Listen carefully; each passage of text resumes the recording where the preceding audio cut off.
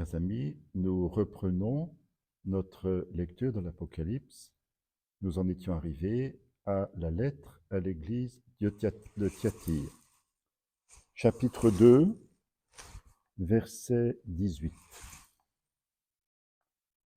À l'ange de l'église de Thyatire écrit: Ainsi parle le Fils de Dieu, dont les yeux sont comme une flamme ardente et les pieds pareils à de l'airain précieux. Là encore, Jésus se présente en prenant des traits tirés de la vision inaugurale. Je connais tes œuvres, ton amour, ta foi, ton dévouement ou ton service, ta constance. Tes œuvres vont sans cesse en se multipliant. Là encore, beaucoup de points positifs. C'est une église donc qui a de la foi, de l'amour, qui se dévoue, qui est constante. Tout cela est très bon. Et puis vient un point négatif. Mais j'ai contre toi que tu tolères Jézabel, cette femme qui se dit prophétesse. Elle égare mes serviteurs, les incitant à se prostituer en mangeant des viandes immolées aux idoles. Je lui ai laissé le temps de se repentir, mais elle refuse de se repentir de ses prostitutions. Voici, je vais la jeter sur un lit de douleur et ses compagnons de prostitution dans une épreuve terrible, s'ils ne se repentent de leur conduite. Et ses enfants, je vais les frapper de mort. Ainsi, toutes les églises sauront que c'est moi qui sonde les reins et les cœurs, et je vous paierai chacun selon vos œuvres. Alors, quel est le problème concret? À première vue, puisque on parle de se prostituer, manger des viandes immolées aux idoles, on peut avoir l'impression de dire, ah ben finalement c'est le même problème que dans la communauté de Pergame. Alors au niveau des effets, peut-être effectivement, mais je crois que la raison qui conduit à cela est différente. Dans la lettre à Pergame, c'étaient des Nicolaïtes qui incitaient les chrétiens à manger des viandes immolées aux idoles, et j'avais suggéré que ces Nicolaïtes simplement étaient désireux d'éviter des problèmes avec les autorités et la population romaine locale. Le problème à Thyatire est différent. Le problème, c'est celui-ci. Il y a une prophétesse dans la communauté. En l'occurrence, une fausse prophétesse, c'est-à-dire une femme qui prétend être prophétesse.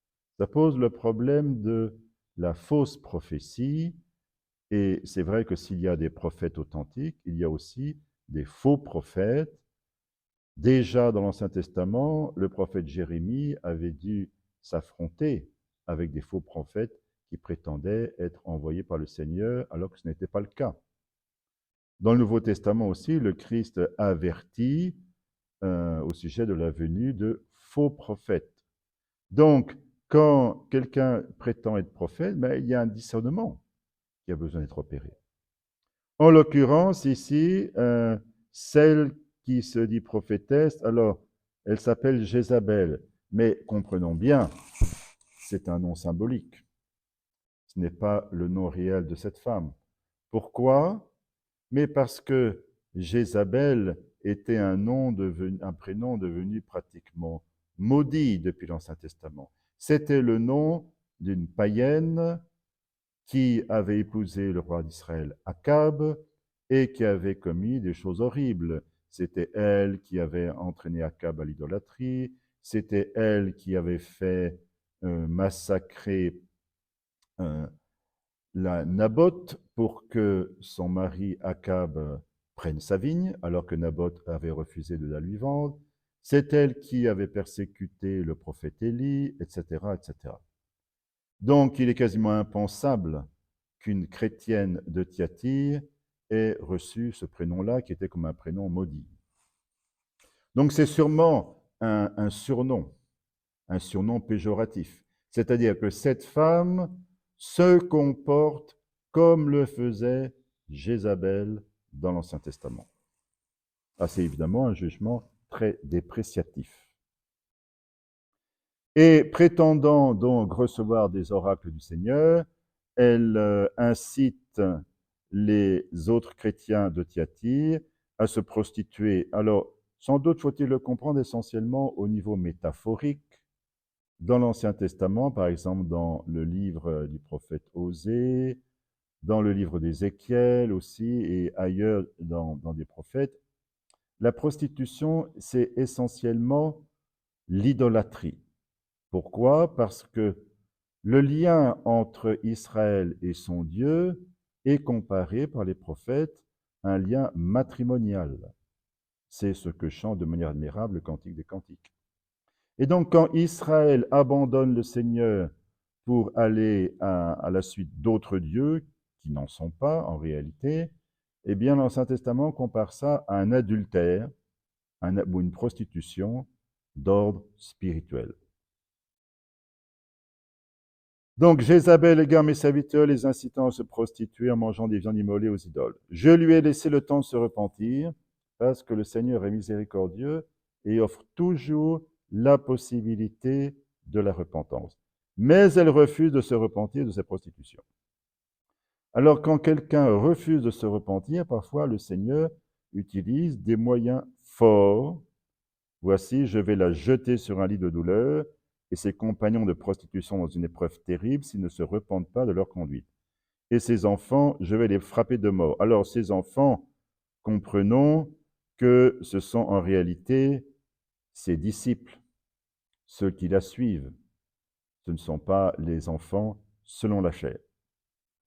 Ainsi, toutes les églises sauront que c'est moi qui sont les reins et les cœurs, et que je vous paierai chacun selon vos œuvres. Vous voyez, ce qui est grave dans le cas de Jézabel, c'est que non seulement donc, elle se trompe elle-même, mais elle induit les chrétiens de Thyatire en erreur et elle les conduit à une prostitution spirituelle. C'est pour ça que si elle refuse de se convertir, eh bien, elle et ses disciples seront sévèrement punis. Quant à vous autres à Thyatire qui ne partagez pas cette doctrine, alors grâce à Dieu, il y avait à Thyatire des chrétiens qui ne suivaient pas Jézabel. Vous qui n'avez pas connu les profondeurs de Satan, comme ils disent. Alors, ceci veut dire que les disciples de Jézabel utilisaient cette expression, les profondeurs de Satan. Nous ne savons pas bien de quoi il s'agissait de manière précise. On peut se demander si ce n'est pas une sorte de connaissance ésotérique, un peu comme du spiritisme avant l'heure. Peut-être que ces gens-là prétendaient pouvoir s'approcher de Satan, pouvoir le connaître, etc., avec l'illusion d'être protégés et que rien de mal ne pourrait leur arriver. En fait, l'expérience montre bien le contraire. Il ne faut pas s'approcher du démon, il ne faut pas jouer avec lui, sinon on risque de le payer cher. Eh bien donc, il y a quelques chrétiens à Thyatire qui n'ont pas suivi Jézabel, qui se gardent bien de vouloir connaître les profondeurs de Satan. À eux, donc, je vous déclare, je ne vous impose pas d'autre fardeau, du moins ce que vous avez, tenez-le ferme jusqu'à mon retour. Ce que vous avez, tenez-le ferme. De quoi s'agit-il? Il s'agit de l'évangile que les chrétiens de Thyatire ont reçu lorsque leur communauté a été évangélisée. Eh bien, cela suffit. L'évangile suffit. Il ne faut pas courir à la poursuite de révélations ou soi-disant des oracles, soi-disant des prophéties qui risquent d'induire en erreur, comme si l'évangile ne suffisait pas. Non, l'évangile suffit, je ne vous impose pas d'autres fardeaux, du moins, tenez-le ferme jusqu'à mon retour, jusqu'à ce que je vienne.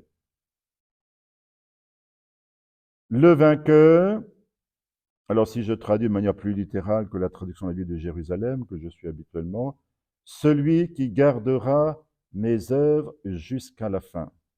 C'est une belle expression parce que cela suggère que les œuvres des chrétiens sont comme une extension des œuvres du Christ. Ça fait penser à un beau passage de l'Épître aux Éphésiens. Dieu a préparé d'avance des bonnes œuvres pour que nous les accomplissions. Le vainqueur, celui qui gardera mes œuvres jusqu'à la fin, je lui donnerai pouvoir sur les nations, c'est avec un sceptre de fer qu'il les mènera, comme on fracasse des vases d'argile. Alors ici, il y a une allusion très nette au psaume numéro 2, qui est un psaume messianique. Regardons rapidement ce psaume.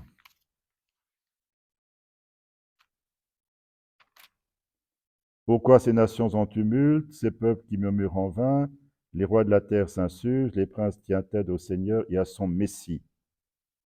Rompons leurs chaînes, débarrassons-nous de leurs liens. Et un peu plus loin, verset 6, le Seigneur dit « C'est moi qui ai sacré mon roi sur Sion, ma sainte montagne ».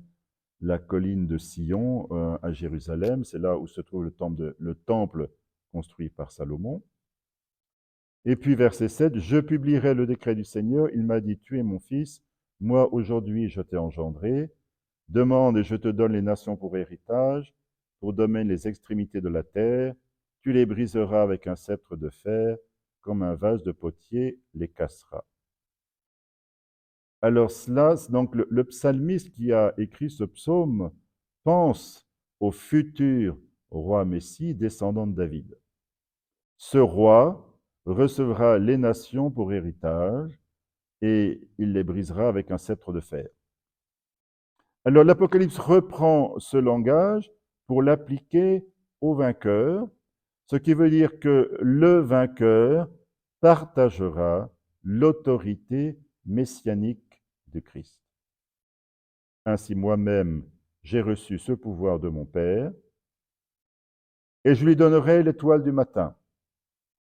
L'étoile du matin, c'est aussi une image messianique, mais le symbole revient à la fin de l'Apocalypse, où c'est le Christ lui-même qui se désigne ainsi.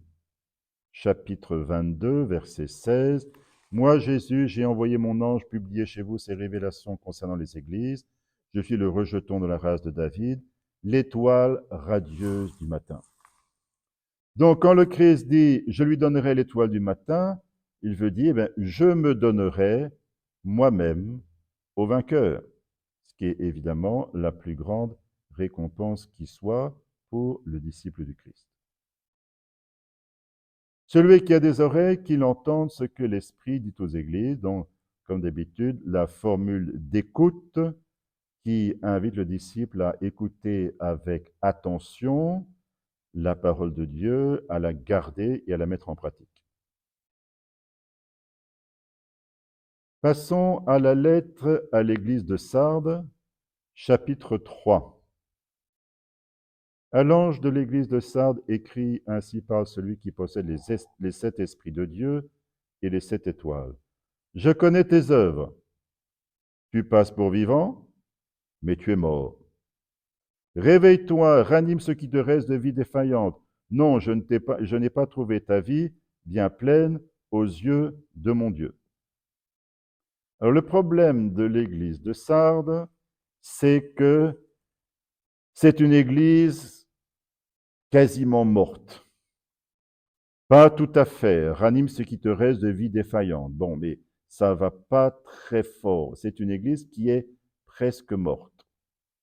Et donc, ça veut dire que c'est une église, eh bien, qui ne produit pas d'œuvres, de bonnes œuvres, comme quelqu'un qui dort et qui ne fait rien. Alors, apparemment, il n'y a pas vraiment d'autre problème que celui-là, mais le fait de dormir sur le plan spirituel, naturellement, est un problème majeur.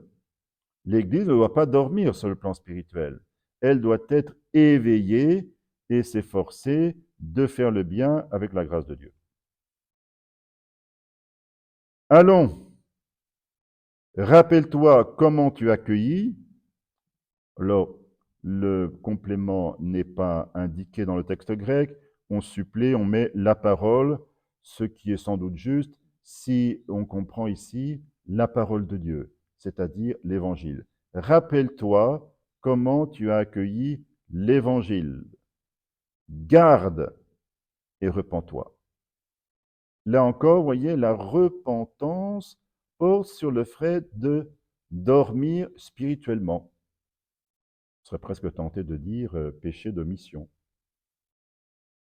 Car si tu ne veilles pas, je viendrai comme un voleur sans que tu saches à quelle heure je te surprendrai.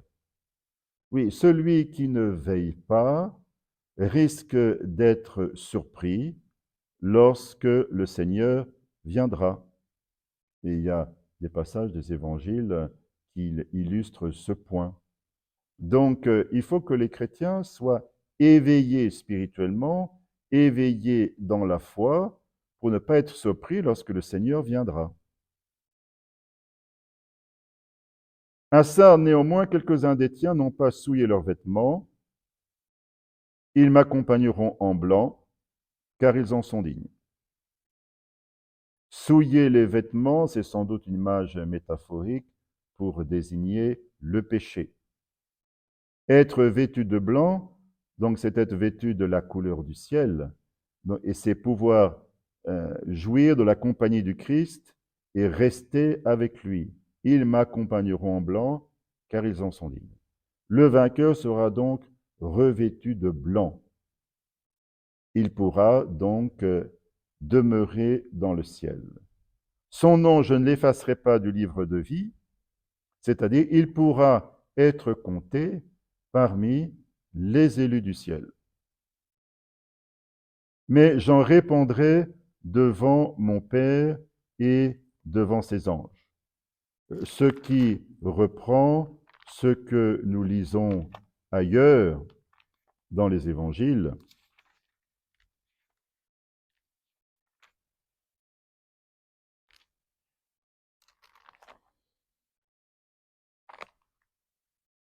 Matthieu 10, 32, quiconque se déclarera pour moi devant les hommes, moi aussi je me déclarerai pour lui devant mon Père qui est dans le ciel.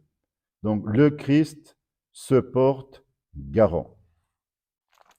Donc le vainqueur, le Christ répondra de lui devant son Père et devant les anges. Celui qui a des oreilles, qu'il entende ce que l'Esprit dit aux églises. Vous voyez, cette lettre à l'église de Sardes insiste sur l'importance pour les églises, les communautés chrétiennes, d'être éveillées sur le plan spirituel, de ne pas rester inerte. Il n'y a pas de problème, oui, mais il n'y a pas de problème parce que vous ne faites rien. Vous ne vivez pas, vous êtes presque mort. Non, le Christ veut que son Église soit vivante et fasse le bien d'une manière active.